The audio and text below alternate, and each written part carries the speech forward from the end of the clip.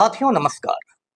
पटना बिहार से मैं Amitabh Kumar Das, IPS 94 batch, और आप देख रहे हैं मेरा अपना यूट्यूब चैनल दास बोले बिंदास। साथियों, इस चैनल में मैं आपको ऐसी जानकारियां भी देता हूं जिनको जानना जरूरी है, लेकिन जिनको ज़्यादातर लोग नहीं जानते। आज मैं आपको बंगला फिल्मों के महानायक उत्तम कुमार की कहानी सुनाऊंगा। ये बहुत रोचक और ज्ञानवर्धक वीडियो है, इसे आखिर तक दिल थाम कर देखिए।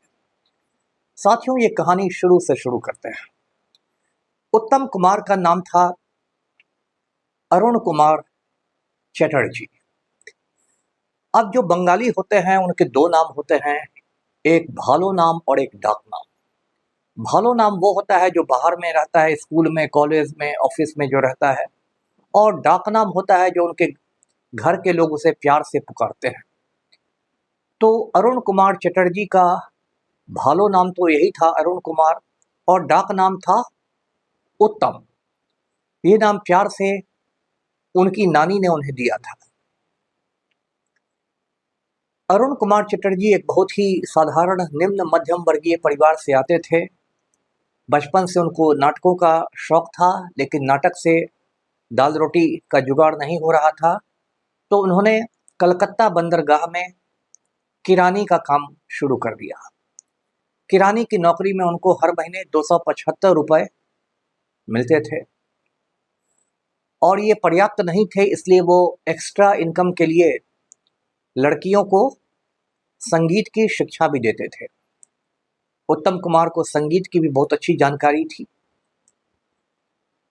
उसके बाद उन्होंने फिल्मों में काम करना शुरू किया, लेकिन ऐसा हुआ कि उनकी एक के बाद एक जो फिल्म थी वो पिट जाती थी, यानी फ्लॉप कर जाती थी, और ऐसी हालत हो गई कि पूरे फिल्म उद्योग में उनका मजाक बन गया। लोगों ने उनका नाम रख दिया फ्लॉप मास्टर जनरल, मतलब फ्लॉप फिल्मों का मास्टर। उत्तम कुमार का दिल ऐसा टूट गया कि उन्होंने फैसला किया कि अब मैं सिनेमा में काम करूंगा ही नहीं, वही कलकत्ता बंदरगाह की किरानीगिरी करूंगा। लेकिन उनकी पत्नी थी गौरी चटर्जी, उन्होंने कहा कि नहीं नहीं, तुम्हें कुछ और दिन इसमें टिकना है, अभी सब्र करो, थोड़ा सब्र का फल मीठा होता है। बंगला फिल्मों में एक बहुत पुराने एक्टर थे पहाड़ी सान्याल। पहाड़ी सान्याल का असली नाम कुछ और था, लेकिन उनका जन्म हुआ था दार्जिलिंग के पहाड़ों में, इसलिए लोग उन्हें पहाड़ी सान्याल कहते थे। तो पहाड़ी सान्याल ने अरुण कुमार चटर्जी से कहा कि तुम ये नाम बदल लो और तुम सिनेमा में उत्तम कुमार के नाम से आओ। तो उसके बाद अरुण कुमार चटर्जी ने अपना नाम उत्तम कुमार रख लिया और उसी नाम से वो फिल्मों में काम करने लगे। धीरे धीरे उनकी जो किस्मत थी वो पलटने लगी, और उसके बाद उनकी फिल्में हिट होने लगी। पहले हिट होने लगी, फिर सुपर हिट होने लगी, फिर सुपर डुपर हिट होने लगी, और उसके बाद तो ऐसा हो गया कि उत्तम कुमार बंगला फिल्मों के महानायक बन गए। नायक नहीं, महानायक। और उत्तम कुमार की बहुत जबरदस्त जोड़ी बन गई सुचित्रा सेन के साथ। मतलब उत्तम कुमार फिल्म में हीरो रहते थे और सुचित्रा सेन हीरोइन रहती थी। ये जो जोड़ी थी, इसने एक नहीं, दो नहीं, तीन नहीं, 32 बंगला फिल्मों में काम किया, और बंगाली लोग उत्तम कुमार और सुचित्रा सेन को देखने के लिए पागल हो जाते थे। जब इन लोग की फिल्म रिलीज होती थी तो कई दिनों तक सिनेमा हॉल जो रहते थे वो हाउसफुल रहते थे, यानी कि एक एक टिकट सिनेमा हॉल का बिक चुका रहता था। तो इस तरह उत्तम कुमार का डंका पूरे बंगला फिल्म इंडस्ट्री में बजने लगा। मैं आपको एक दिलचस्प बात बताऊं कि अमेरिकी फिल्म उद्योग को हॉलीवुड कहते हैं, जो हिंदी फिल्म उद्योग है बम्बई वाला उसको बॉलीवुड कहते हैं, उसी तरह बंगला फिल्म उद्योग को टॉलीवुड कहते हैं, क्योंकि टॉलीगंज में उसके बहुत सारे स्टूडियो बने हुए हैं। तो टॉलीवुड में उत्तम कुमार बेताज बादशाह हो गए।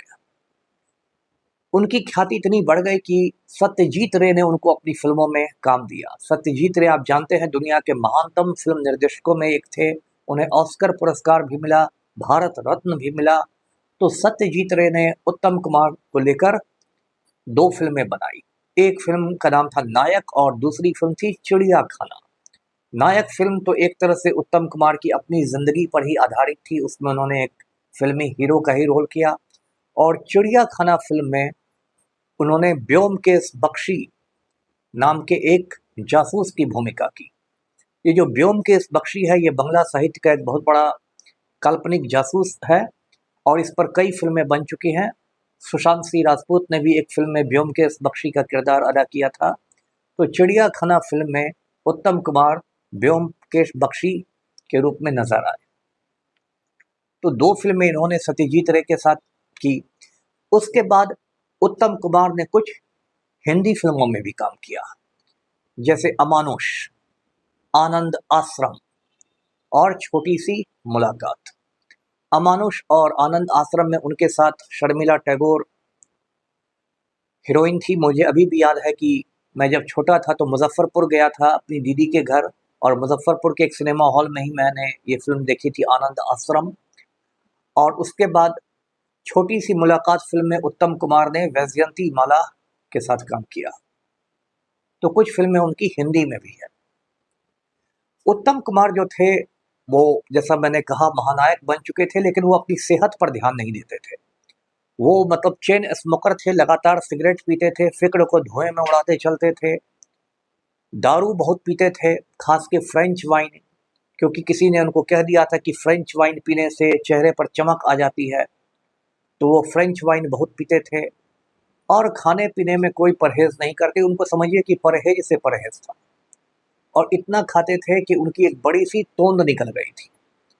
और बाद में ऐसा हुआ कि जब वो किसी सिनेमा में काम करते तो फिल्म के डायरेक्टर विदेशों से बेल्ट मंगा के रखते थे, जिसको उत्तम कुमार के पेट पर कस कर बांध दिया जाता था उनके शर्ट के अंदर, जिससे कि उनका पेट शूटिंग के समय थोड़ा पिचका रहता था। तो ये हालत हो गई थी उत्तम कुमार की। उत्तम कुमार को डॉक्टरों ने बहुत समझाया कि आप दारू छोड़िए, आप सिगरेट छोड़िए, आप खाने में परहेज कीजिए, आप थोड़ा आराम भी कीजिए, लेकिन उत्तम कुमार इस मामले में थोड़ा जिद्दी थे, उन्होंने कुछ नहीं छोड़ा। 1978 में डॉक्टरों ने कहा कि आपको कार्डियक अस्थमा है और ये एक खतरनाक स्थिति है। उनको कुछ दवाएं दी गई जो इमरजेंसी में वो हमेशा अपने पॉकेट में रखते थे। 1980 की बात है, एक बंगला फिल्म की शूटिंग हो रही थी, उसका नाम था ओगो बोधो सुंदरी। उसमें एक सीन का फिल्मांकन हो रहा था, जिस सीन में उत्तम कुमार को ऊपर से नीचे सीढ़ी से उतरना था। एक बहुत मामूली सीन था, लेकिन उत्तम कुमार इसको ठीक से नहीं कर पा रहे थे। वो कभी लड़खड़ा जाते थे, कभी टेढ़े हो जाते थे। इस सीन के 7-7 बार रीटेक किए गए, यानी कि बार बार डायरेक्टर कट बोलता था और फिल्म से उस सीन को लेता था। 7 बार के रीटेक के बाद इस शॉट को ओके किया गया। इसके कुछ देर बाद उत्तम कुमार की तबीयत बिगड़ गई और उन्हें उनकी जिंदगी का 5वां हार्ट अटैक आया। उत्तम कुमार समझ गए कि उनके सीने में दर्द है, कुछ गड़बड़ हो रहा है।